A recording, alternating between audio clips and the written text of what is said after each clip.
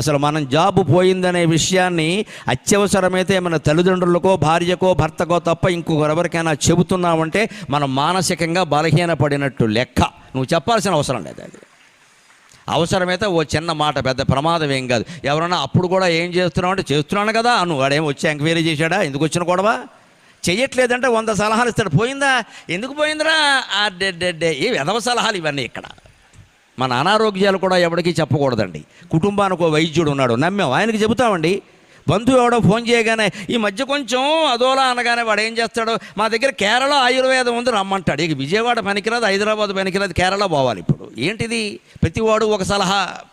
అసలు మన అనారోగ్యాలు వాడికి ఎందుకు చెప్పాలంటే మనం, మన డాక్టర్ లేడా, మన ఇంట్లో భార్య లేదా, భర్త లేడా, వాళ్ళకి చెబుతాం, పిల్లలకి చెబుతాం, బయట వాళ్ళకి ఎందుకండి చెప్పకూడదు.